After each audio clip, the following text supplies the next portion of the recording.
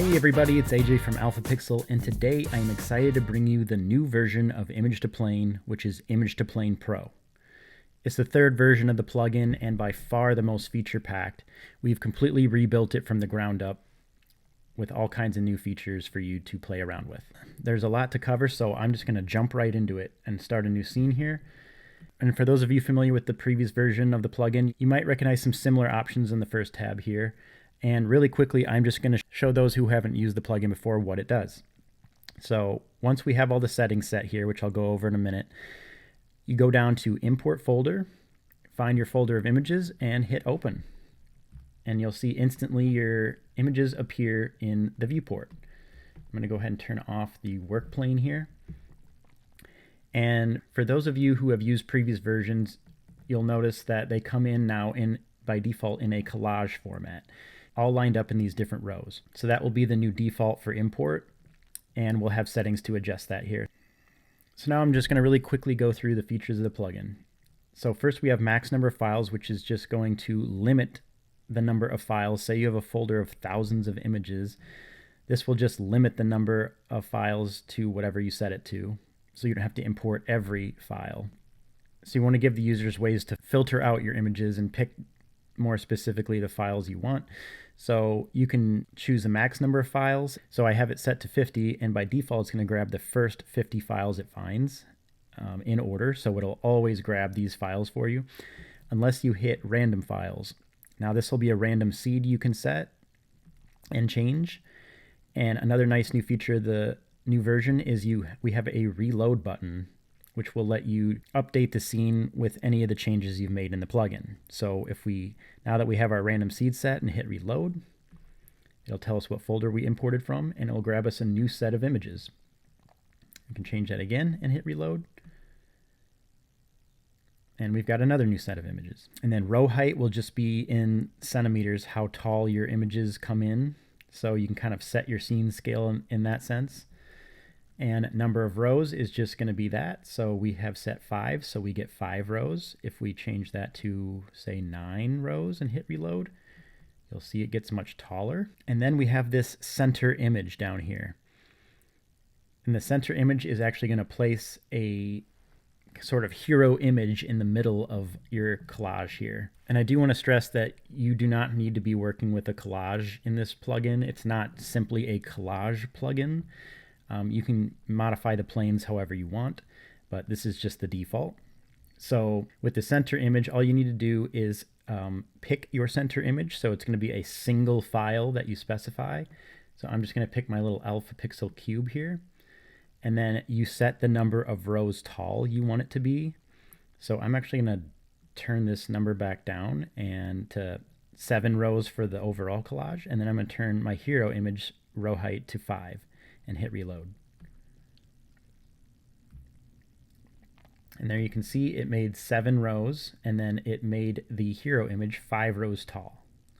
So you can kind of modify things in that sense. So it gives you a level of flexibility in how you want to see that. And we will go over shortly on how to change the look of the collage if you want to. So then we have our materials tab over here where you can import materials only. We'll just import the materials and not bring in any planes. Reflectance will load it into the reflectance channel, and by default these do come in on a Cinema 4D material, and that is because it's the most universal, and almost all third-party plugins can render standard Cinema 4D materials or at least easily convert them. So this will just turn on the reflectance channel and add to alpha. We'll also add in, if there is an alpha channel, it will add that into the alpha channel of the material. And the luminance will just turn on the luminance channel and add the image into that channel instead. So I'm going to turn those off. And then preview size will set the default preview size. So if we zoom in here, you can see things that are maybe a little bit blurry. If we upped that to the 1024 by 1024 and hit reload, you'll see it got a lot more clear. Although it will use up a little bit more of your system resources if you have a lot of images. If you have a smaller number of images, probably not a big deal. And then the image filter section just gives you another way to sort of select the images that you want to select. So first we have image extension filters here. So you can pick images with certain extensions if you just want JPEGs, just want PNGs, or if you want all of those, or you can have it search for any extension. And here you can actually specify an extension. Say you wanted a PSD file and a EXR file. Just separate with a comma, and it will add those. And then there's a name search. So for example, if you were looking for images with bikes, you could just type bike, and if it had that name inside the file extension name, it would grab those images. Just another way to help customize what you're bringing into the program. And then really quick, the buttons, we already went over import folder and reload. Import's how you get your images in. Reload is how you update your scene. Materials to plane is if you have images on planes over here in the material manager, but not necessarily in the viewport. You can go ahead and click that and it will bring those. Here, let's go ahead and see. I'm going to hide this really quick.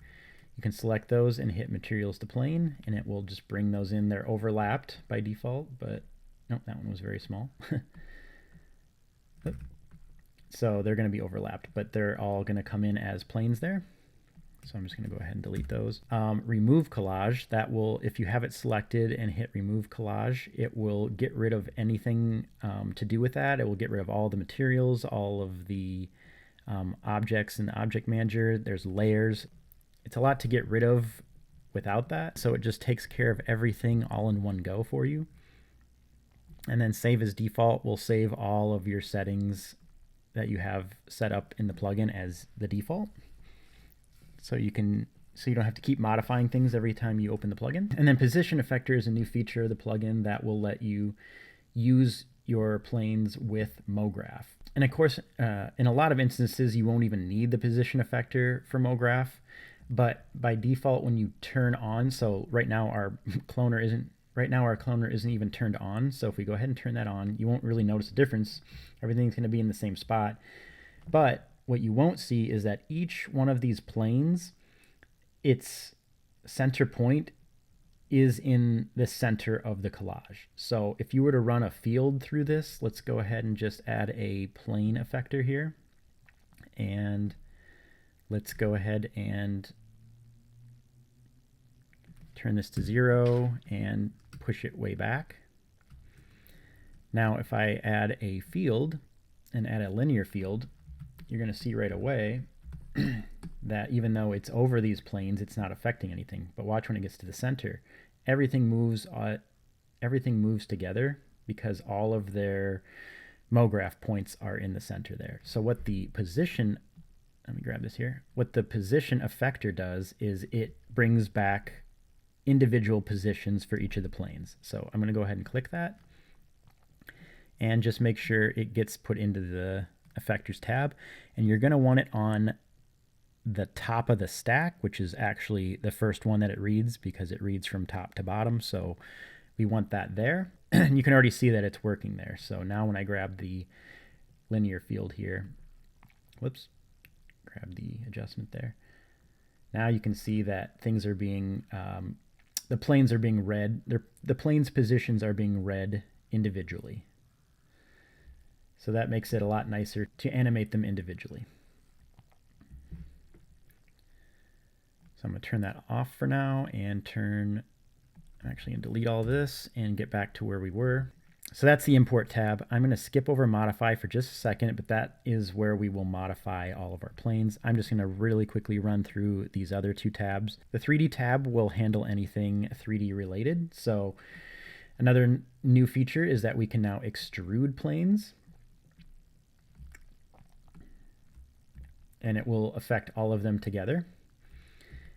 And then we have an extrude blur. So you'll see when you extrude a plane, it leaves the streaks. It leaves streaks on the sides and top. So when we hit render, we're gonna, so actually I have it on Redshift. I'm gonna wanna change it to standard here. So when I hit render, you'll see that we have these streaks. So if we do extrude blur, it's just going to blur the extrusion and basically get rid of all those streaky lines. So if we crank it up to say 50, you'll see it starts to blur and it kind of creates a nice smooth look to the extrusions. So we can crank that up even further, and it will, again, just smooth things out even more. So I'm going to turn the extrude down a bit, turn the blur down, and then the bevel size is just the front-facing bevel.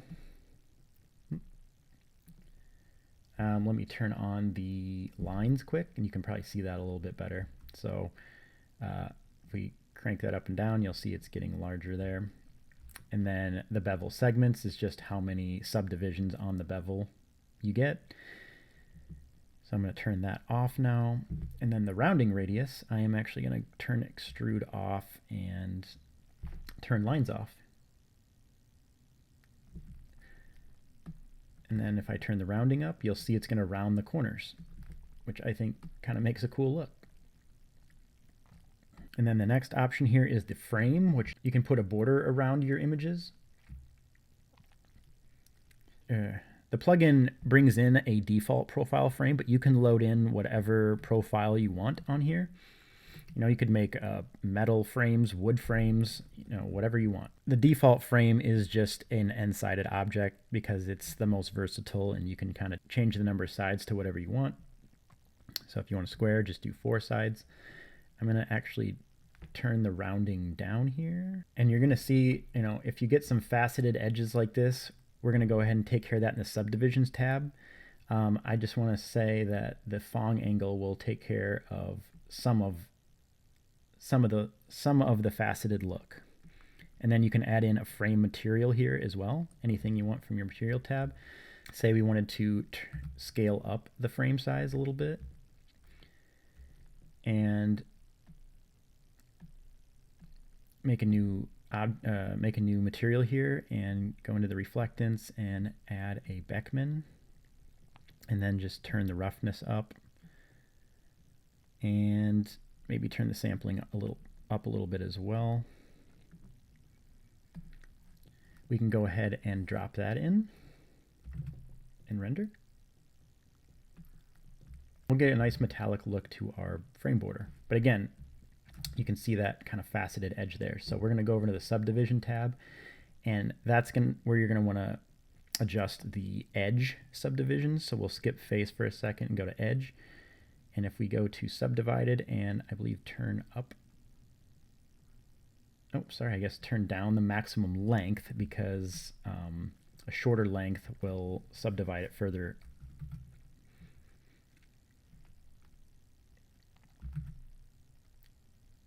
There we go. And you get different options. You have a natural and subdivided. So natural, you're going to want to crank the number up, and subdivided, you're going to want to crank the number down to get more subdivisions. I'm going to turn off the frame for now and turn off the rounding as well. So then we'll go into face mode here, which if I turn on the lines, you're going to see it's subdivided by default. And those subdivisions are just going to let you be able to work with deformers much better. If you didn't have any subdivisions and you tried to use, say, a bend deformer on this, it's going to look very weird because it won't have any polygons to bend. So you have 2 modes. You have N-gon and regular grid. And if we turn regular grid up, you're going to get less subdivisions because the polygon size is larger. And then you'll see too, the edge subdivision is affected in this as well. So if you do turn back the subdivisions on the edges up, you'll get a more uniform subdivision there. And for most deformers, you really don't need a ton of subdivisions, just a few, you know, just enough so that you can modify your planes. So really quick, if we take a bend deformer, and if we want to use a bend deformer on this, we don't want to drop it in the cloner. That will screw up the order of things. So let's just actually hit Alt-G and put it into a null, and then drop the bend deformer in there. And then I'm just going to adjust the size really quick.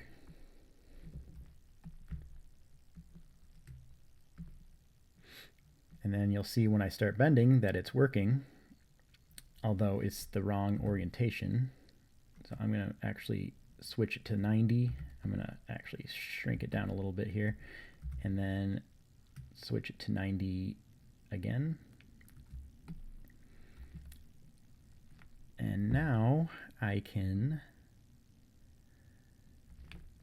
bend.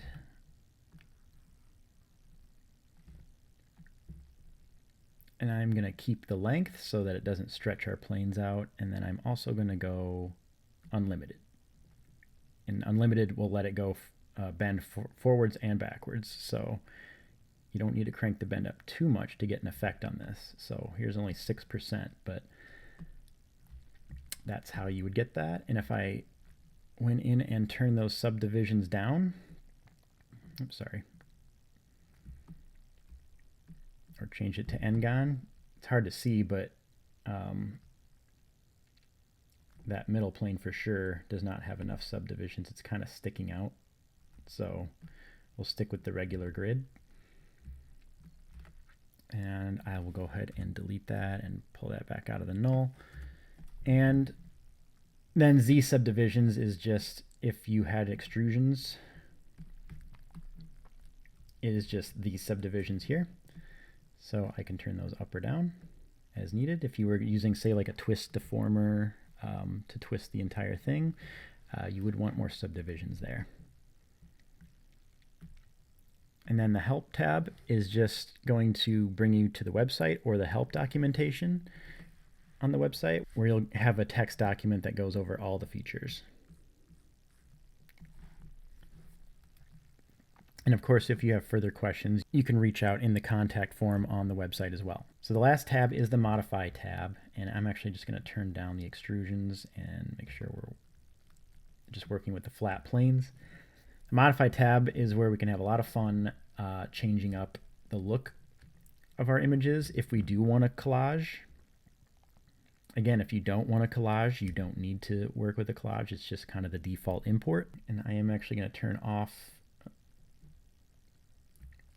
the grid here, so we just see the planes. And you are going to want to work with this in the front view, because when we're moving planes around, we don't want to accidentally move them in Z space. So we can modify this collage any way we want. We've created a snapping and scaling system so you can move things around very quickly.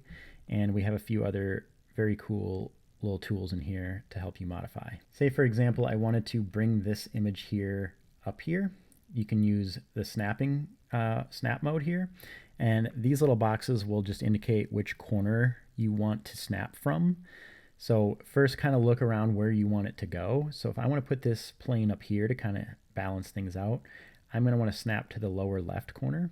So I will hit that one, and as soon as I click and I can move around, you'll see these little red rings. That's going to help the plugin look to where you want it to snap to. So it's going to find the planes where your mouse is hovering.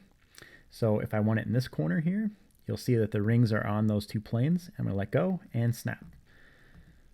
And it's going to keep the same spacing you have set up for the rest of them. So I could grab this image, snap, grab this image, I'm going to hit the other corner, I'm going to snap, and you can move things around very easily. I'm going to go ahead and select these three images here and delete them. And I'm going to select this image here and use scale mode. And so we'll select scale mode, and we're going to select the corner we want to scale from. So I want to scale from the lower left. And once you click and drag, you'll see that it proportionally will scale the image up.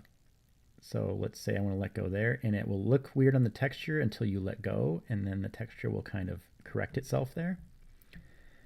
But we have that little gap in there. So let's say I wanted to actually fill that space. We can go uncheck scale proportional and do the same thing. Select our corner, and now we can kind of scale it however we want. And when I let go, it will still try to adjust. We are going to have a little bit of repeat there now on the image, although it's hard to tell because of what the image is here. But we can do, we have these full image and fill plane modes. So full image will adjust so that you can see the full image on the plane, and fill plane will actually fill the entire plane with a single image. It's a little tough to see on that one. Let's try it on a different one here. Let's go ahead and try it on this one really quick. So I'm just going to bring this down here and scale it from the top right corner. I scaled it a little too evenly. Let's actually just do it like this and do vertical. Okay, so we're left with this. So full image is going to let you see the full image on the plane, which might repeat it. Now fill plane is going to stretch the image so that it fills the entire plane. So we get this kind of a look. Another nice thing about this is if we go into that actual plane in here, if we go into our object manager and hit S, we can jump right to the plane, and we select the material tab. We can actually adjust the image around and reposition it if we didn't like the composition. We can reposition it if we didn't like the composition, but honestly, I think centered was looking pretty good. I'm just going to go back into object mode and select that and hit the edge mode here. Check on scale proportionally, and then just scale that back in. So let's go ahead and try and modify this further. Let's say we wanted to create a new image. Let's say we wanted to delete this cluster of images here. Oops, I'm in point mode. Let's go to object mode here. I'm going to delete this cluster of images here. We have something called empty space that will create a new plane in that empty space there. And what we need to do is just select the bounds, select the images around it to tell the plugin where to insert the new plane. Down here it will tell you the order that you need to select them in. So we start with the left plane and go top, right, bottom. So basically we go in a little, start with the left and go clockwise around, select the bounds that the plane should be put in. So we'll go left, top, right, bottom, and then hit empty plane, or hit empty space. And you can see it drops a plane right in the empty space there. It comes in with this default number pattern just until you fill it with a new image. And we could go ahead and drop one of our other images onto it. Otherwise, we can use this populate button, which will go ahead and do that for us. So if we select the plane and select one of our images and hit populate, it actually fit very nicely. I think it is repeated a little bit, and this adjust planes checkbox will actually change the plane to match the image. So if I turned that on and did it again, you'll see it kind of shrunk the sides. That adjusted the plane to match exactly what the image is. But I actually kind of liked how it was before, so I'm going to undo that. And this would work with multiple planes if you wanted to get a new set of images on a bunch of planes. I'm going to uncheck that too. You could grab, say, these 4 down here, and then grab 4 images from up here in your material manager if you had a different set of planes you wanted to bring in, and then hit populate, and then watch down here. When I click this, you'll see it changed the images. So you can populate your planes with new images if you want to. I'm just going to kind of clean this up a little bit here. And the last button up here to go over is the add planes. And that will do just as it says and add a plane, although you can click and drag planes wherever you want them to create more variation. So I see a little gap in here now. So I'm going to click the add planes button. And now from now on, wherever you click and drag, it's going to create a plane. So I'm going to click and drag, and it will create a plane there. And just go ahead and start clicking and dragging wherever you feel like you want planes to be created. I'm going to create a little variation down here and add a few.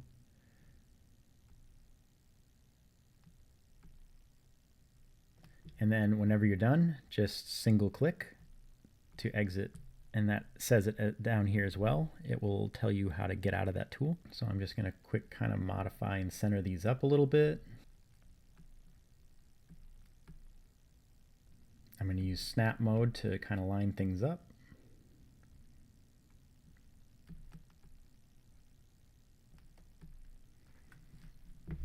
And then I am going to select all those new planes, and you can grab them from up here as well. And let's see, I have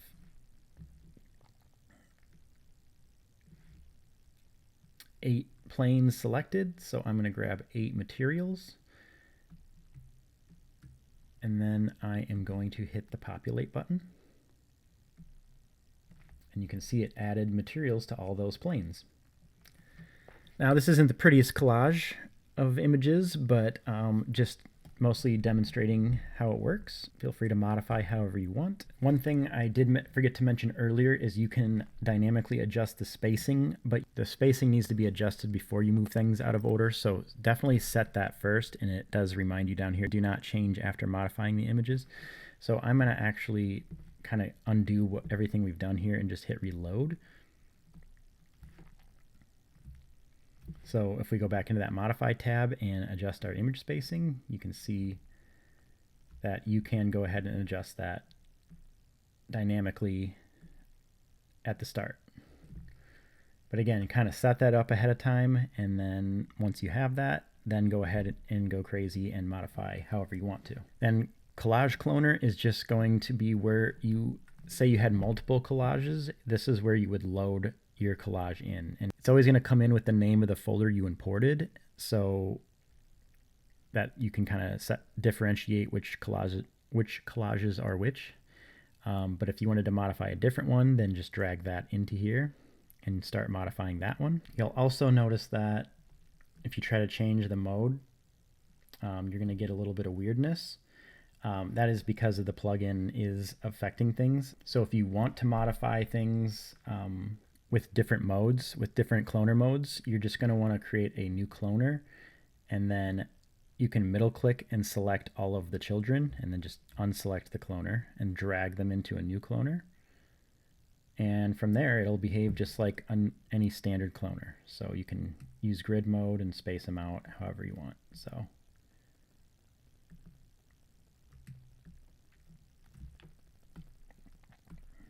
and if you want them just in a line, linear, you can go ahead and do that too. And that is the overview of Image2Plane. And like I said, this is not just, although it has a lot of collage tools, this is not just a collage plugin. You can do obviously anything your mind can think of with images.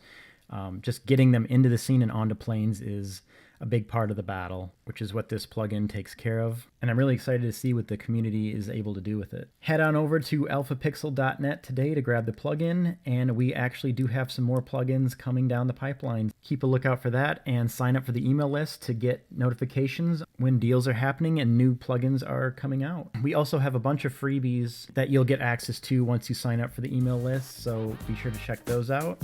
Otherwise, thanks for watching, and we'll see you guys in the next video.